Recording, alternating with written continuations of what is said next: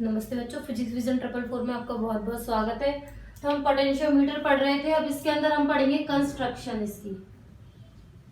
ठीक है, तो कंस्ट्रक्शन पढ़ाने से पहले मैं आपको बता देती हूँ कि कंस्ट्रक्शन में होता क्या है। आपने मीटर वाला पढ़ा था। अभी क्या पढ़ा था हमने? मीटर वाला एक्सपेरिमेंट पढ़ा था। उसके अंदर क्या लगा हुआ था? 1 मीटर का स्केल लगा हुआ था। कितने मीटर का? मीटर सेतु पढ़ा था ना, मीटर ब्रिज। उसके अंदर 1 मीटर स्केल का लगा हुआ था एक वायर। इसके अंदर 10 वायर लगे होंगे एक एक मीटर के। तो कुल मिला के 10 मीटर के वायर लगे हुए हैं। इसके अंदर कितने मीटर के वायर लगे हुए हैं? 10 मीटर के। एक एक मीटर के 10 वायर लगे हुए हैं जो कि सीरीज में एक दूसरे से कनेक्ट है, इस टाइप से। दूसरा, तीसरा, चौथा, पांचवा, छठा, सातवां, आठवां, नौवां और 10।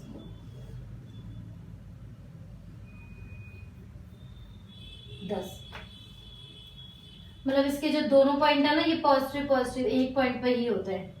इस टाइप से होते हैं इसके अंदर मीटर। ये जो हम पढ़ रहे हैं पोटेंशियोमीटर, इसके अंदर क्या होता है कि एक एक मीटर के 10 वायर लगे होते हैं एक दूसरे सीरीज में। तो रीडिंग भी हम इस टाइप से पढ़ते हैं, ऐसे, फिर इधर से, फिर इधर से। ऐसा नहीं कि सेकंड वाले वायर पे आ रही हो तो हम इधर से पढ़ रहे हैं। नहीं नहीं, पढ़ना किधर से? इधर से पढ़ना है। आप देखो ना, वायर ऐसे जा रहा है, फिर ऐसे, फिर ऐसे, ऐसे रीडिंग पढ़ते हैं। और इसके अंदर ज्यादा कोई डिफरेंस नहीं है। अब मैं आपको लिखा देती हूँ, डायग्राम बनाने की जरूरत नहीं है। तो लिखिए, a simple potentiometer, a simple potentiometer is here. There is a 10 meter wire of constant ton. There is a 10 meter wire of constant ton or magnet which is adjusted in parts of 1 meter on a wooden block। मतलब लकड़ी के तख्ते के ऊपर लगे रहते हैं एक एक मीटर के 10 wire. All the parts are connected in series। All the parts are connected in series and A and D वाला end। Their last point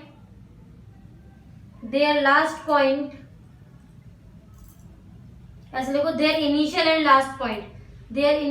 last point, capital A and capital B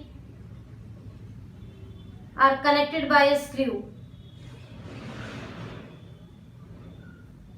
There is also a 1 meter scale by which deflection of jockey is observed।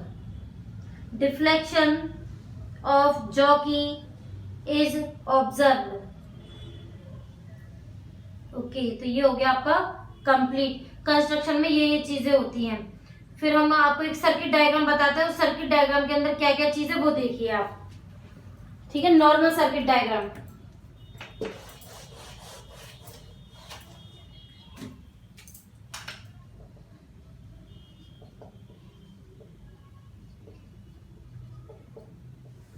देखो, circuit diagram में 2 circuit होते हैं। एक तो होता है primary circuit, यह है ए और यह है बी। यहाँ पर तो जो पोटेंशियोमीटर है वो लगा हुआ है। ठीक है, अब इस प्राइमरी सर्किट में क्या होता है, एक प्राइमरी सेल लगा होता है, एक की लगी होती है और एक रियोस्टेट लगा रहता है ऑलवेज। ठीक है, प्राइमरी सर्किट तो हर एक के लिए फिक्स है, यही लगा होगा। सेकेंडरी सर्किट के लिए देखिए, यहाँ पर सेकेंडरी सोर्स लगा रहेगा। ठीक है, यहाँ गैल्वेनोमीटर और यहाँ पर जॉकी। प्राइमरी सर्किट और सेकेंडरी सर्किट दोनों ही मैंने आपको बता दिए हैं। ये इधर माइनस से प्लस, ये इधर माइनस से प्लस, ऐसे करंट फ्लो होगी इसके अंदर। जॉकी को ऐसे ऐसे आप मूव करवा के यहाँ पर 0 डिफ्लेक्शन लोगे। ठीक है, मीटर ब्रिज में भी क्या किया था, गैल्वेनोमीटर से कनेक्टेड थी जॉकी हमेशा किससे कनेक्टेड होती है? इससे, जी से, गैल्वेनोमीटर से। ओके, प्राइमरी सर्किट हर एक्सपेरिमेंट का जो हम आगे करने वाले हैं उसके लिए फिक्स रहेगा। जो भी डिफरेंस आपको करना है वो आप सेकेंडरी सर्किट के अंदर करेंगे। और कंस्ट्रक्शन में जो भी दे रखा है ना, बस वही लिखना है। तो लिखिए, पहले इसको बना लीजिए। आराम से बना लीजिए वीडियो को पॉज करके।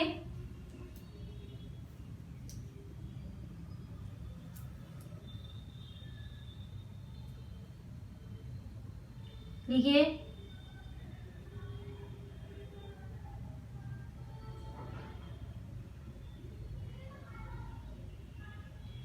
देखिए where one cell EP, where को हटा दीजिए, ऐसे लिखिए one cell EP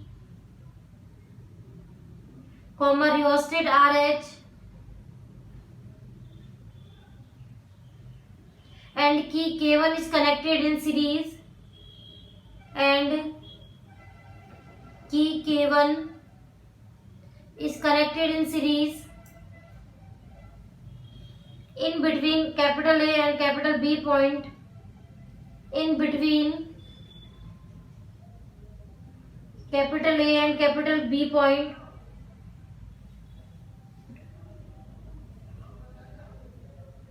this is called primary circuit. This is called primary circuit.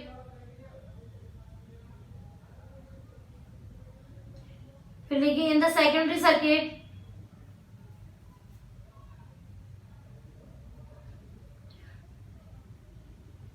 secondary cell ES,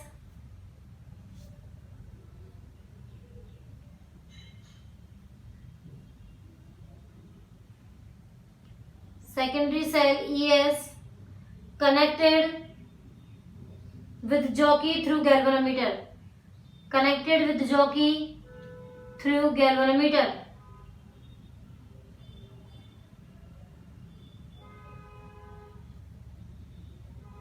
note डाल के लिखिए पॉजिटिव एंड्स, पॉजिटिव एंड्स आप देख रहे हो ना, ईपी का पॉजिटिव और ईएस का positive, positive ends are connected with one point.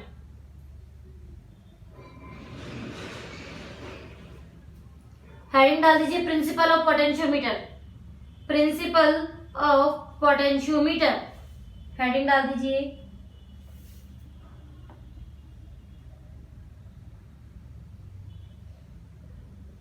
लिखिए, आप ध्यान से देख देख के लिखना।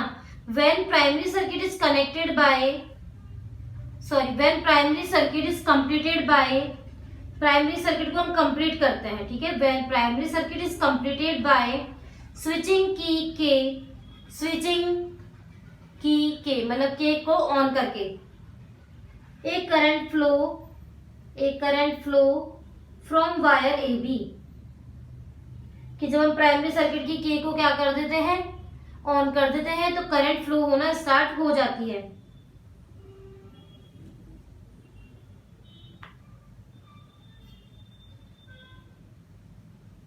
A potential difference is distributed, a potential difference is distributed along the wire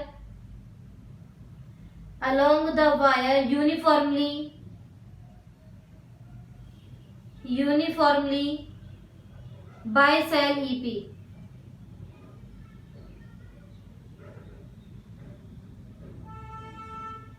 by cell EP,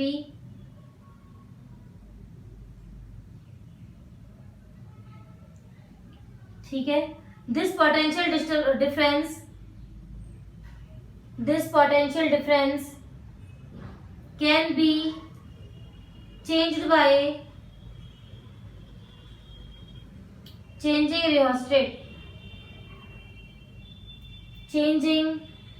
rheostat या changing rheostat।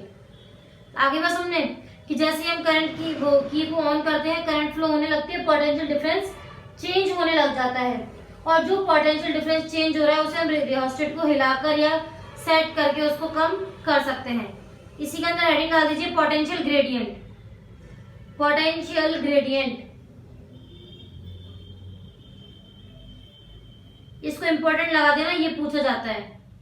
Potential drop across the unit length, potential drop across the unit length of potentiometer, unit length of potentiometer wire is called potential gradient, potential gradient, it is represented by x, it is represented by x, ठीक है। तो formula क्या हो जाएगा, x is equal to E upon L।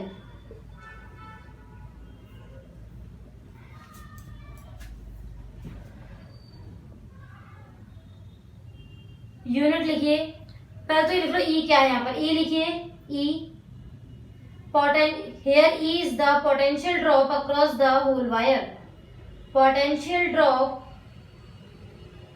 across the whole wire,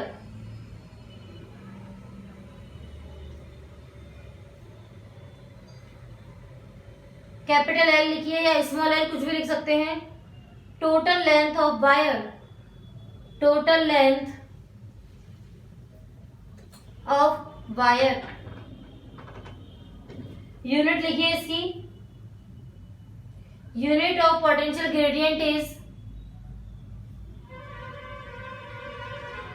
volt पर metre, volt पर metre. Okay, तो ये अपना पोटेंशियल ग्रेडियंट हो गया। फिर लिखिए dependence of potential gradient, dependence of potential gradient,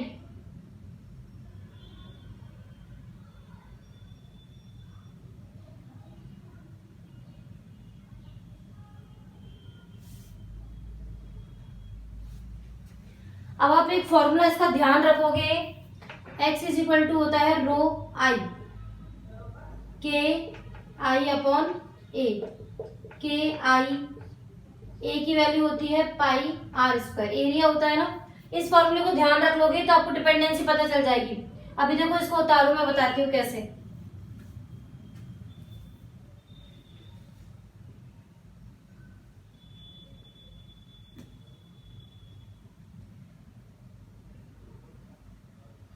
लिखिए potential gradient is, potential gradient is first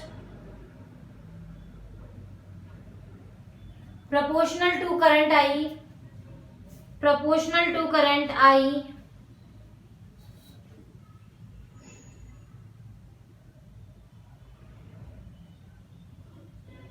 फिर लिखिए second proportional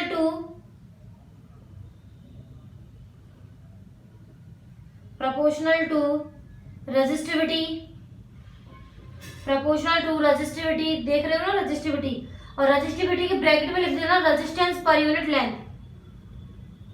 resistance per unit length.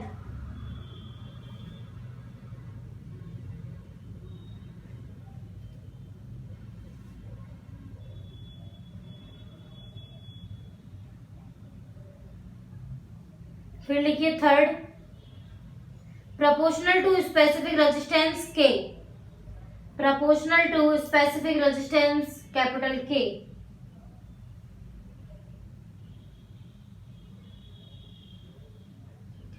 anti proportional to square of radius,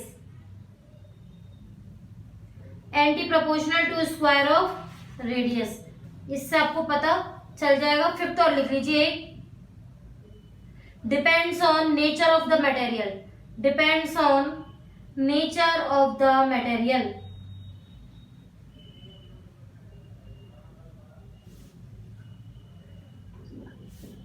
अगली हेडिंग डाल दीजिए precautions for using potentiometer, precautions for using potentiometer.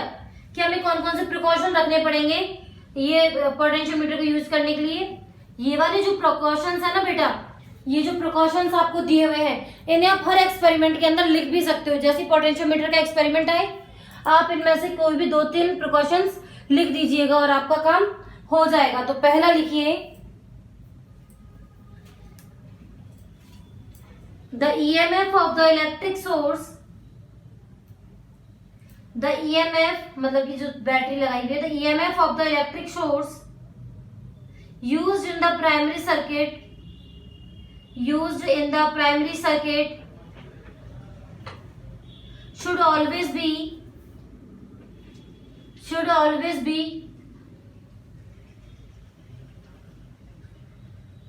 more than the EMF or potential difference of the cell. EMF और potential difference of the cell use in secondary circuit, कि primary circuit का हमेशा ज्यादा होना चाहिए और सेकेंडरी का कम होना चाहिए.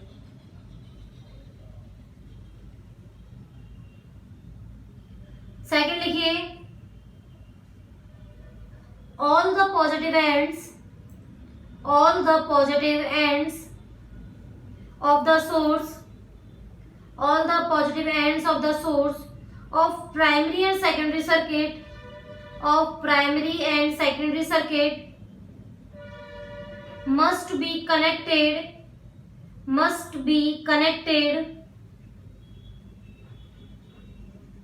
with point capital A. Third लिखिए, current should not be passed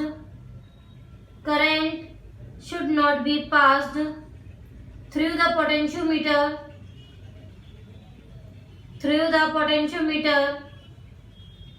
wire for a long time.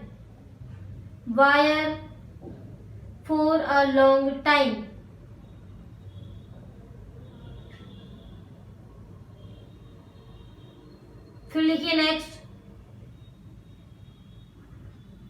jockey should not be pressed. ये तो आपको मीटर ब्रिज में ही बताया था मैंने. Against the potentiometer wire, otherwise it will change the area of wire. Okay, तो इसे कंप्लीट कीजिए. तो इस टॉपिक के बाद अब हम नया टॉपिक पढ़ेंगे, standardization of potentiometer. Standardisation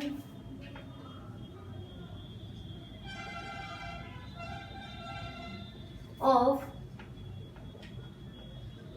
potentiometer. Standardization of potentiometer क्या होता है, इसके बारे में हम ज्यादा ब्रीफली डिस्क्रिप्शन नहीं करेंगे, बट एक छोटा सा जरूर हम डेफिनेशन लिखेंगे. ये सब इसलिए जरूरी है क्योंकि कोई हमसे पूछ रहे कि what is the standardisation of potentiometer, तो हम एटलीस्ट बता तो सके कि स्टैंडर्डाइजेशन क्या होता है. वैसे बेसिकली मीनिंग क्या होता है स्टैंडर्डाइजेशन का, कि किसी भी फॉर्म को स्टैंडर्ड फॉर्म में कैलकुलेट करना, मतलब कि उसकी हाई प्रीसियस वैल्यू के अंदर उसको फॉलो करना, इसको हम बोलते हैं स्टैंडर्डाइजेशन. तो आप सब डेफिनेशन लिखिए इसकी. To find the value of an unknown resistance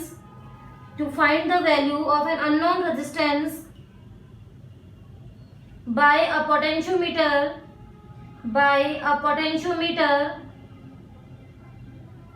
it is important to know the potential gradient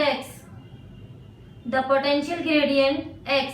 वह कह रहा है कि अननोन रेजिस्टेंस यदि हम निकालना चाहते हैं पोटेंशियोमीटर की हेल्प से, तो हमें पोटेंशियल ग्रेडियंट पता होना चाहिए. The process of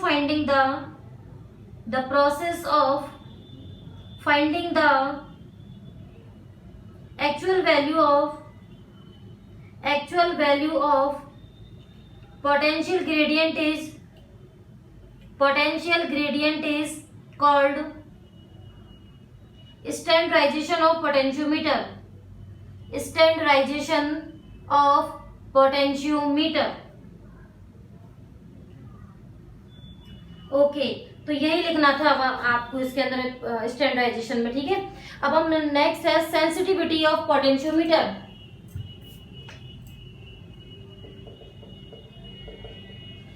sensitivity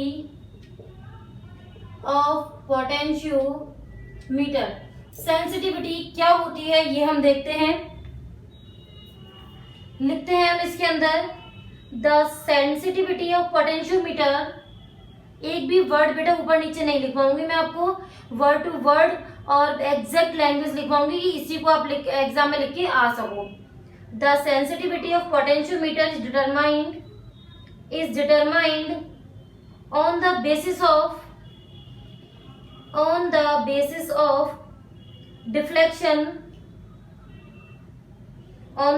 of deflection in the galvanometer on slide displacing the jockey समझ रहे हो? डिस्प्लेसिंग का मतलब जॉकी को इधर उधर सरका कर from the position of zero deflection.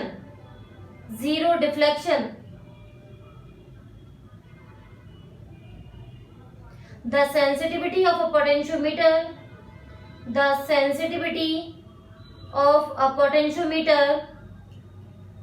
depends upon its potential gradient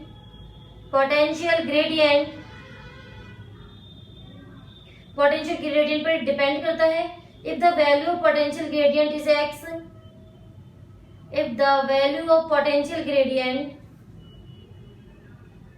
small x is less, the sensitivity of potentiometer is more. ये कह रहा है कि यदि x की वैल्यू जो है कम होगी तो जो पोटेंशियोमीटर है वो अधिक सेंसिटिव होगा। जितनी कम वैल्यू होगी उतना ही अधिक वो सेंसिटिव होगा। ठीक है, हेडिंग डाल दीजिए स्लोप ऑफ पोटेंशियल ग्रेडियंट।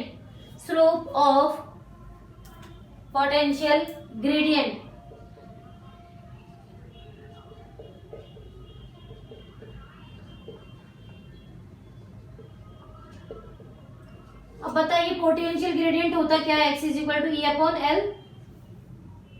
बेटा don't be confuse by capital L और small l। Small l is the value of which we find from jockey and capital L is the value of total potentiometer और total wire of the potentiometer.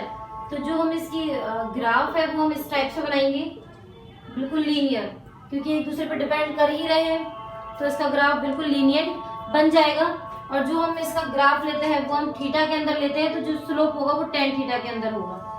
tan theta इसका होगा slope. Okay, इसे आप note कर लीजिए।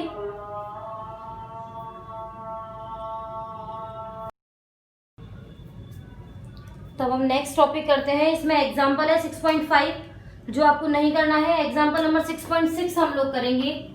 Example number 6.5 हमको नहीं करना है, हम करेंगे एग्जाम्पल नंबर 6.6। ठीक है, ये क्या कह रहा है? इन the primary circuit of a potentiometer a current of 0.2 ampere. Current कितनी दी हुई है? 0.2 एम्पियर। तो आई लिख दीजिए यहाँ पर 0.2 ampere is flowing the specific resistance of material of the wire. Specific resistance मतलब रो दिया हुआ है 40 into 10⁻⁸ ohm into metre. Area आपको जो है दिया हुआ है 0.8 into 10⁻⁻6 metre square. Potential gradient ये पूछ रहा है तो फॉर्मूला आपको पता है, रो इंटू I/A। आंसर किस में आ जाएगा? वोल्ट पर मीटर में इसका आंसर आ जाएगा। नोट कर लीजिए इसको और इसको कैलकुलेट कीजिएगा।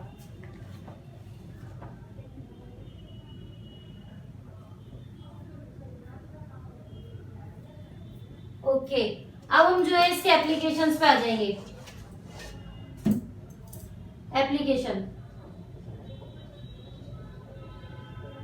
पहला क्या है? Internal resistance of cell. पहला जो है वो निकलेगा इंटरनल रेजिस्टेंस ऑफ सेल। तो हम इसके लिए चर्चा करते हैं।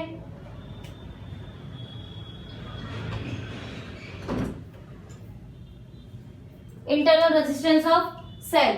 अब इंटरनल रेजिस्टेंस को जब भी हम डिनोट करेंगे वो हम स्मॉल r से ही डिनोट करेंगे। अब इसके लिए बात मैंने आपको सर्किट के लिए जब बताया था, पोटेंशियोमीटर के अंदर जब भी सर्किट बनेगा जब भी हम सर्किट बनाएंगे प्राइमरी सर्किट बिल्कुल सेम रहेगा। तो ठीक है, हम प्राइमरी सर्किट बिल्कुल सेम बना देते हैं। यही तो पता है आपको प्राइमरी सर्किट में, ये ए पॉइंट, ये बी पॉइंट, ये प्लस माइनस, ये ईपी, ये आपका जो है की K1 है और ये रियोस्टेट है। लेकिन ये तो प्राइमरी सर्किट है, बिल्कुल सेम जैसा कि बनता है वैसा का वैसा हमने इसको बना दिया। सेकेंडरी सर्किट के अंदर हम क्या करेंगे? सेकेंडरी सर्किट के अंदर जब भी हम इंटरनल रेजिस्टेंस निकालते हैं तब हमें एक चेंज करना होता है। और वो चेंज हमें क्या करना होता है वो देखिए कि यहाँ तक जो हम सर्किट बनाते थे वो तो हम बनाते ही हैं, ठीक है, ये गैल्वेनोमीटर और ये जॉकी, ठीक है। लेकिन इसके पैरेलल में हम एक रेजिस्टेंस बॉक्स जोड़ते हैं और एक की जोड़ते हैं K2। याद रहेगा आपको क्या जोड़ते हैं सेकेंडरी सर्किट में? इसके पैरेलल में जितने भी हम डिफरेंस करेंगे ना, जितने भी हम अभी एप्लीकेशंस करने वाले हैं उसमें डिफरेंस सिर्फ और सिर्फ सेकेंडरी सर्किट के अंदर आने वाला है। यदि आप बुक से भी पढ़ रहे हैं, सिर्फ समझने के लिए भी इस वीडियो को देख रहे हैं, यदि आप नोट्स नहीं भी बनाना चाहते हैं तो भी इसको आप ध्यान से देखिए, क्योंकि अगर ये डायग्राम आपको आता है, ये डायग्राम आने से आप कंस्ट्रक्शन लिखोगे तो कंस्ट्रक्शन में हमें क्या लिखना होता है, ये जो हमने जोड़ा हुआ है कैसे वर्क कर रहा है। फिर वर्किंग हम लिखते हैं कि हमने पहले इसको ऑन किया, फिर हमने इसको ऑन किया, फिर हमने लेंथ नोट कर ली, ओके। फिर मैथमेटिकल फॉर्मेशन है, सिंपल सा लॉजिक है। यदि आपको ये डायग्राम याद है तभी आप इसे एक्सपेरिमेंट में कर सकते हो, और ये आपका मेजर एक्सपेरिमेंट में है भी, ये आपका मेजर एक्सपेरिमेंट में है। एक तो मीटर ब्रिज था, दूसरा जो ये पोटेंशियोमीटर कर रहे हैं इसका पहला वाला पार्ट है, ठीक है। तो बनाना कुछ भी नहीं, सिर्फ आपको हेडिंग डालनी है। अभी इसको हम कंप्लीट करते हैं। लिखिए इसके अंदर हेडिंग भी आप इस टाइप से डाल सकते हैं, determination of internal resistance of a cell by potentiometer.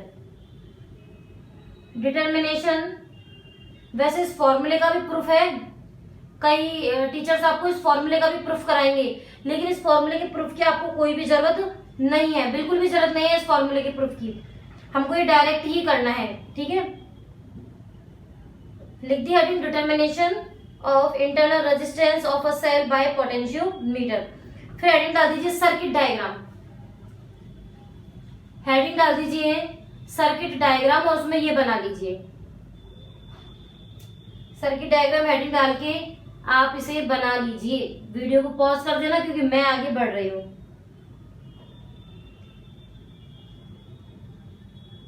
Construction, heading construction. Potentiometer is connected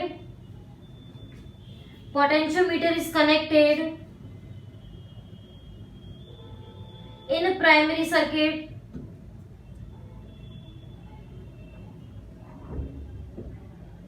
potentiometer is connected in primary circuit with cell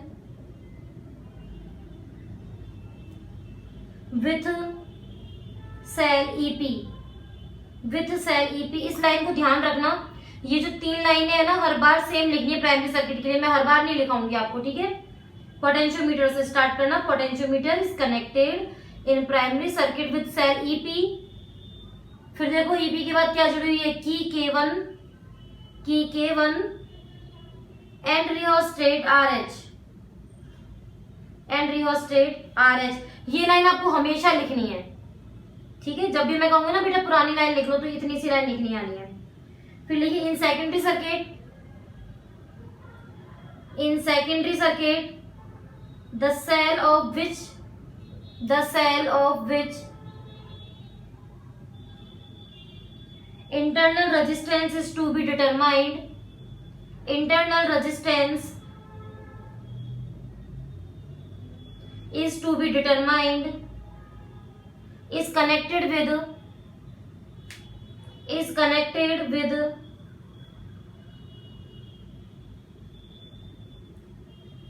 resistance box, देखो connected with resistance box and key K2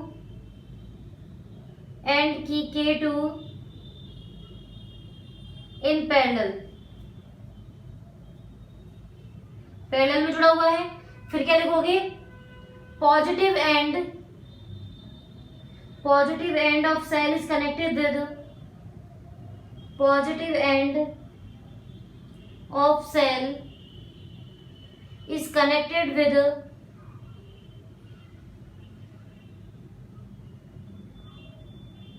point A and negative end is connected with, या connected through लिखो, connected through galvanometer and jockey. तो ये हुआ अपना construction complete. अब हम next बात करते हैं वर्किंग की। तो वर्किंग के लिए देखिए हम क्या लिखेंगे, पहला वर्किंग स्टेप। सबसे पहले हम क्या करेंगे, first by keeping heading working heading डाल के लिखिए, first by keeping K2 open, first by keeping K2 open. Open का मतलब है कि इसको हम बंद रख रहे हैं, सिर्फ इसके लिए करंट फ्लो करा रहे हैं, सिर्फ इससे, ठीक है। कि K2 open for cell E balancing length L1 is determined, balancing length small L1 is determined। in this case मतलब इसको हम बंद रखेंगे एक तरीके से और फिर इसको ऑन करके हम लेंथ निकालेंगे। In this case E is equal to XL1, E is equal to XL1। E क्या है यहाँ पर, EMF ऑफ सेल। फिर लिखिए next,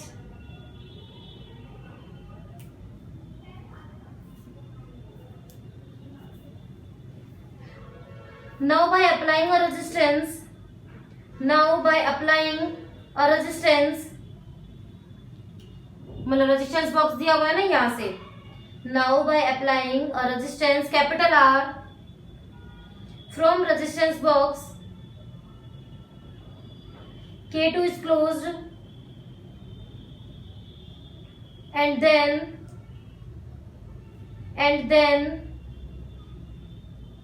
by the help of jockey balancing length L2 is found, in that case V is equal to XL2, equation number second. ध्यान क्या रखना है आपको, सबसे पहले हमें इसे ऑन करना है, करंट फ्लो करानी है पूरे सर्किट के अंदर और बैलेंसिंग लेंथ L1 फाइंड कर लेंगे। उसके बाद हम क्या करेंगे, इसको भी ऑन कर देंगे, इसमें से कोई भी रेजिस्टेंस हम निकाल लेंगे और फिर हम L2 फाइंड कर लेंगे। फिर लिख देना we know that internal resistance small r is equal to E minus V upon V into capital R, E minus V upon V capital R।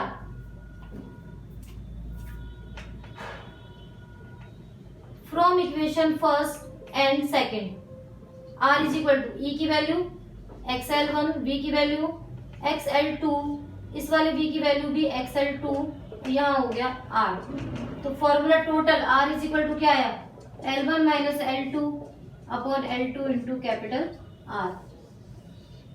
मतलब यदि एक्सपेरिमेंट दे दिया जाए तो सबसे पहले इसको ऑन करके रीडिंग लोगे, फिर इसको ऑन रखते हुए इसको भी ऑन करोगे और यहाँ से रेजिस्टेंस निकाल लोगे क्योंकि रेजिस्टेंस वहां पुट करना है ना अपने को, और बस इस तरीके से 5 रीडिंग निकाल लोगे।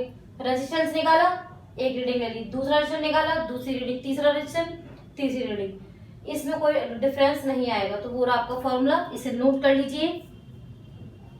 बिल्कुल छोटा सा एक्सपेरिमेंट ही था, ज्यादा कुछ खास नहीं है इसके अंदर।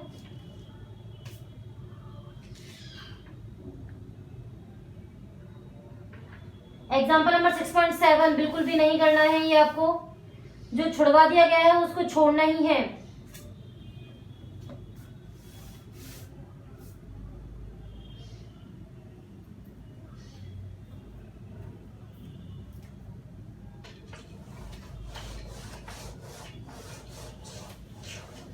अगला second application, comparison of EMF of two cell. Heading डाल दीजिए, comparison of EMF of two cell with the help of a potentiometer, with the help of the potentiometer। इसे हम कैसे निकालेंगे वो देखिए। सेम लॉजिक, प्राइमरी सर्किट बिल्कुल क्या बनता है बेटा, बिल्कुल सेम बनता है। प्राइमरी सर्किट में कोई भी चेंज हमको नहीं करना है किसी भी प्रकार का। ये ए हुआ, ये बी हुआ, ये की केवन हुई, ये रियोस्टेट आरएच हुआ। ओके, करंट ऐसे फिल हो गई। सेकेंडरी, अभी कंपैरिजन ऑफ टू ईएमएफ बोला है ना, एक तो हो गया ये, दूसरा हो गया ये, प्लस माइनस करंट ये रही भाई ऊपर जा रही है। आगे का समझ में दो है। अब गैल्वेनोमीटर, ये देखो ये कोई पॉइंट है, यहां से गैल्वेनोमीटर और ये रहा जॉकी। ठीक है, ये सर्किट है। सेकेंडरी में अंतर है, प्राइमरी में कोई भी डिफरेंस नहीं है। इनके नोड्स को एक्स, वाई और जेड इस टाइप से माना जाता है। एक्स वाई जेड भी मान सकते हो, 1 2 3 भी मान सकते हो। और यदि बुक की लैंग्वेज की आप बात करना चाहते हो तो बुक में इसको वाई माना हुआ है और इसको जेड माना हुआ है। कोई इशू नहीं है, कोई भी फर्क नहीं पड़ेगा। ये क्या है बेटा, ये इस तरीके से एक, जब लैब में जाओगे तब आप देखोगे यहाँ पर बीच में एक गोला यहाँ और एक गोला यहाँ है। तो एक चीज तो यहाँ पर लगा सकते हैं अपन x, दूसरी चीज यहाँ लगा सकते हैं, तीसरा हम यहाँ से जोड़ सकते हैं चीजों को x, y और z। इस टाइप से एक से E1 जुड़ा हुआ है, इस वाले से E2 जुड़ा हुआ, और बीच में गैल्वेनोमीटर और जॉकी जुड़ी हुई है। इस टाइप से कनेक्टेड है ये। ओके, चाहो तो इसको बना सकते हो आप। फिलहाल हेडिंग डालकर ये डायग्राम बनाओ, हेडिंग डालकर ये डायग्राम बना लो।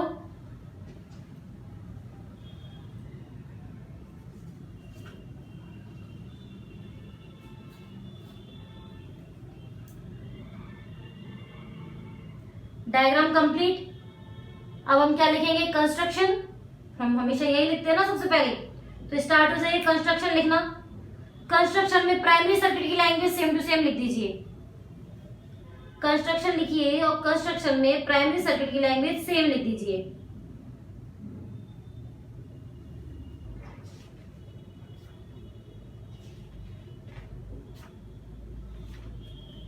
लिखिए in the secondary circuit, in the secondary circuit. Primary लिखने के बाद, प्राइमरी आप लोग लिख चुके होंगे, मैंने बता दिया था आपको। ठीक है, in the secondary circuit positive ends, ध्यान रखना क्या बोल रही हूं, positive ends of two cells,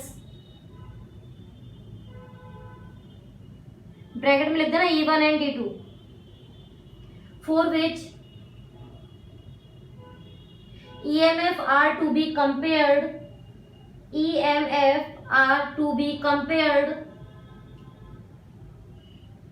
are connected to point A, are connected to point A, जुड़ रहा है ना पॉइंट ए से। End of these cells, end of these cells are connected to point X, are connected to point X and Y. X and Y देख रहे हो, of a two-way key, of a two-way key। third point Z, third point Z of two-way key, of two-way key is connected to, is connected to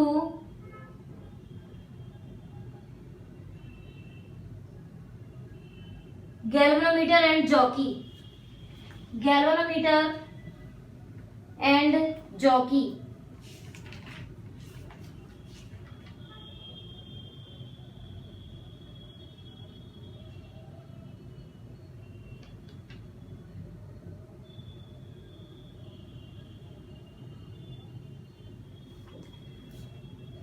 ठीक है, हो गया। अब working लिखिए, start कीजिए वर्किंग। बहुत छोटे हैं बेटा, आपको एक बार में समझ में आ जाएंगे, और टीचर की लैंग्वेज भी लिखने की जरूरत नहीं है, आप खुद की लैंग्वेज भी लिख सकते हो।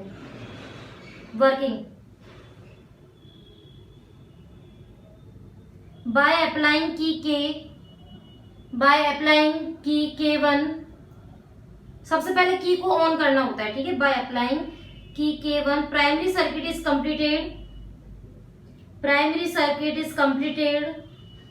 and then a dot is used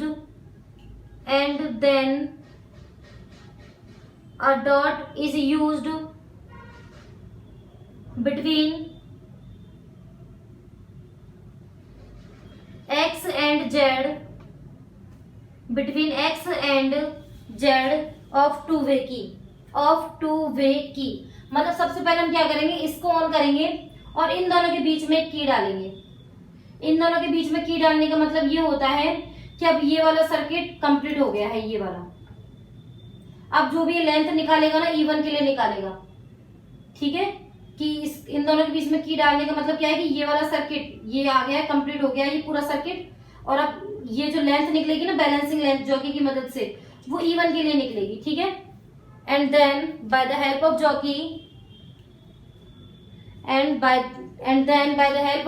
we calculate balancing length L1 for even cell। So EMF of even cell will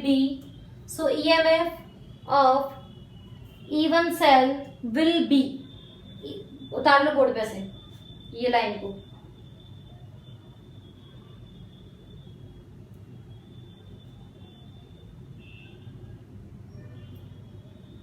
फिर लिखिए after that we push out the key between x and z, मतलब यहां से हम की को बाहर निकालेंगे। And push in between z and y terminal, so E2 cell will be in working phase।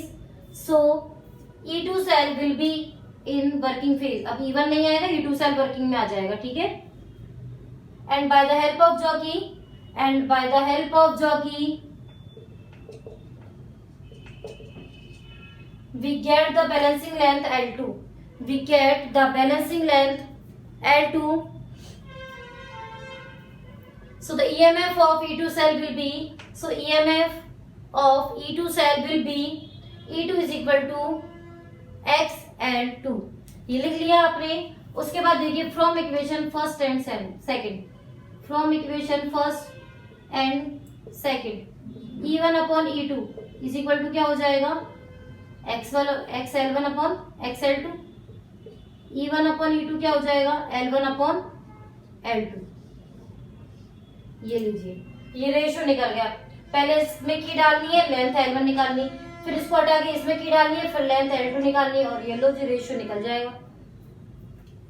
और यहाँ इसको लिखोगे आप यूनिटलेस, इसकी कोई यूनिट नहीं होती है, यूनिटलेस, बिकॉज सेम है ना ये लेंथ इसलिए।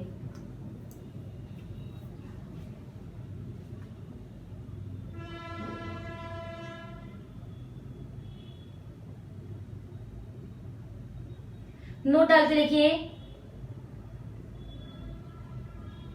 generally in labs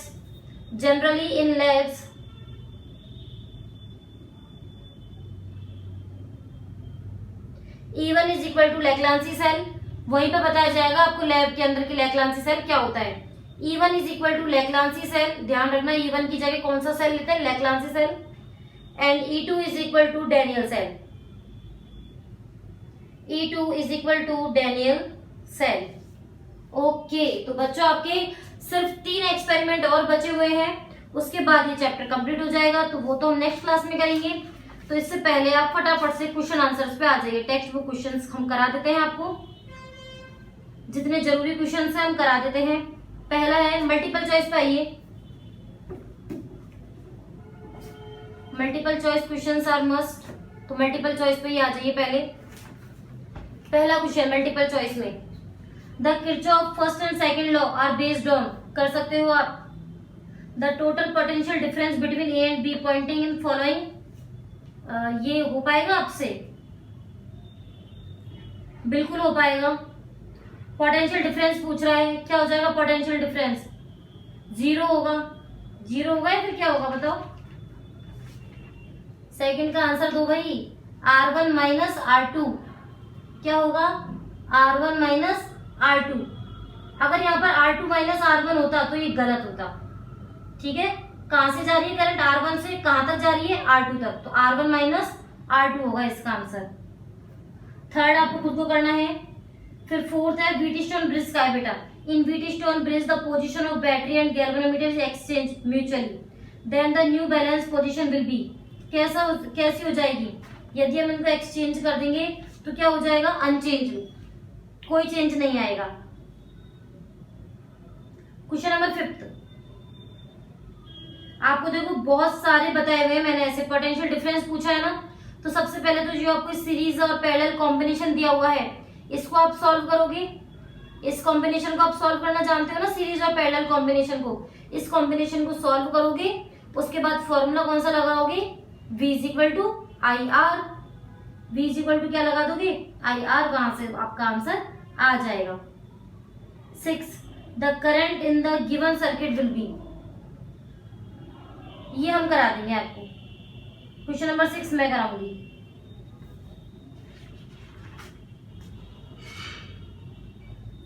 7, the potentiometer is an instrument to measure the voltage difference, has effective resistance. बताइए क्या होगा? इन्फिनिटी। इन्फिनिटी है इसका answer. Which of the following quantity can not be determined with the help of potentiometer. कौन सी नहीं निकाल सकते हम? कैपेसिटेंस नहीं निकाल सकते। क्वेश्चन नंबर 9, ये आपको ही करना है। P upon Q is equal to R upon S से। आपको सिखाई हुई है बेटा ये वाली चीज, किसको P लेते हैं, किसको Q लेते हैं, R किसको लेते हैं, S किसको लेते हैं। देखो P यहाँ पर 55 है, मैं वैसे ही बता देती हूँ। P 55 है, Q यहाँ पर आपको R दिया हुआ है, मान लेना Q R दिया हुआ है, और यहाँ पर जो R दे रखा है वो 20 सेंटीमीटर है, और S क्या हो जाएगा? 100 में से 20 माइनस करो 80। अब कर लेना। 10th, the temperature coefficient of the wire of A potentiometer shown B negligible. कुछ नहीं होता, नेग्लिजिबल होता है।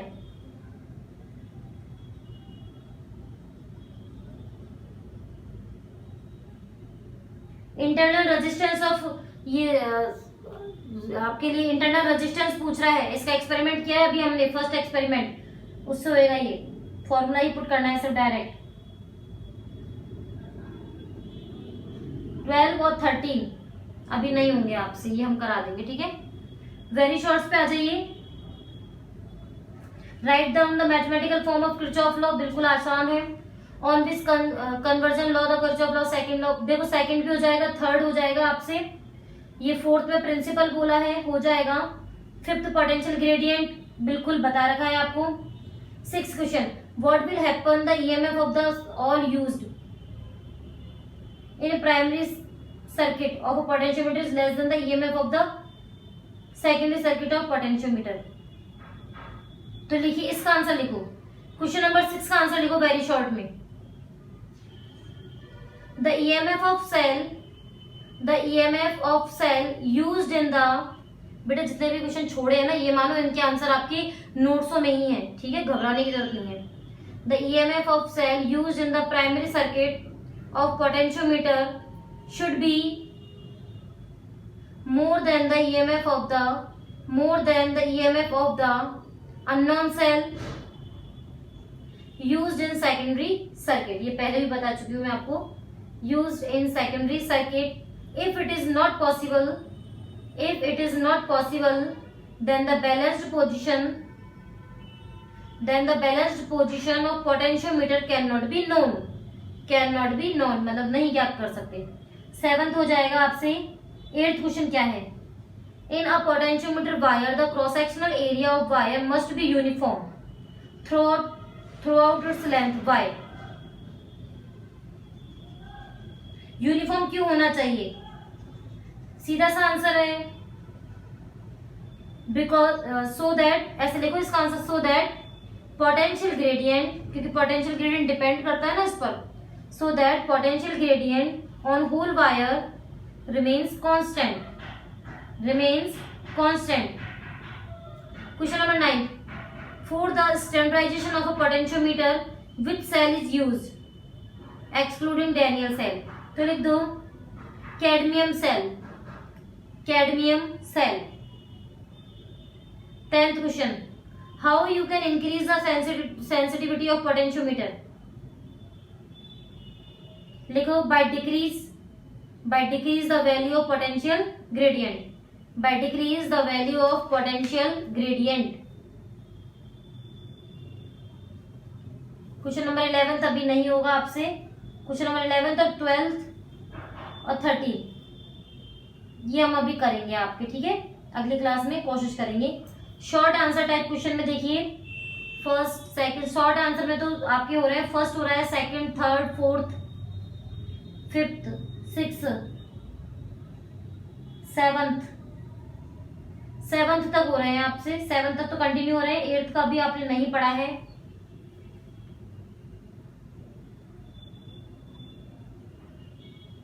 नाइन्थ आपको करना है, 10th आपको करना है, 11th वाई ये रीजन है, 11 चलो हम करा देंगे आपको, 11th 12th भी हम करा देंगे।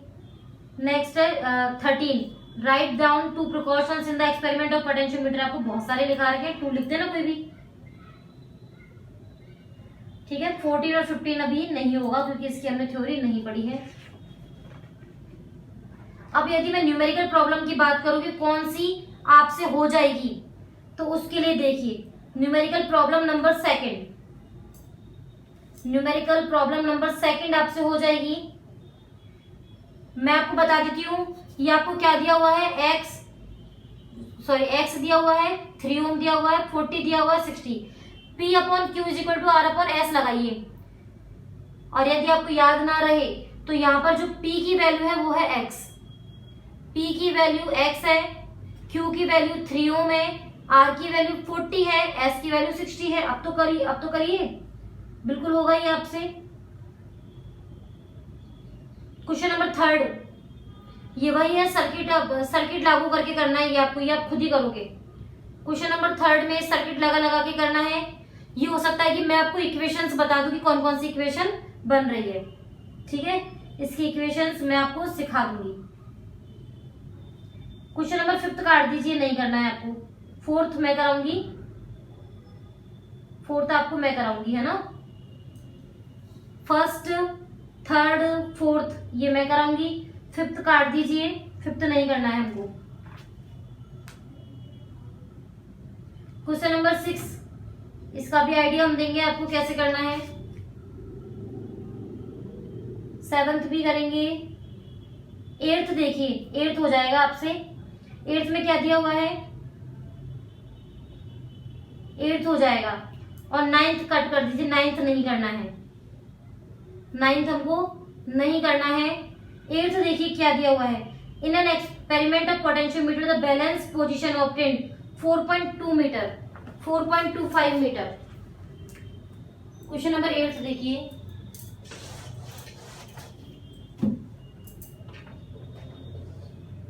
लेंथ दी हुई है 4.25 मीटर, E1 दिया हुआ है 1.25 वोल्ट, अनोदर दिया हुआ है, अनोदर में लेंथ दी हुई है 6.80 मीटर, E2 पूछ रहा है। तो बेटा ये फॉर्मूला लग जाएगा क्या यहाँ पर, बिल्कुल, E1 upon E2 is equal to L1 upon L2। Find क्या करना है, E2 ही तो फाइंड करना है, कर लेना।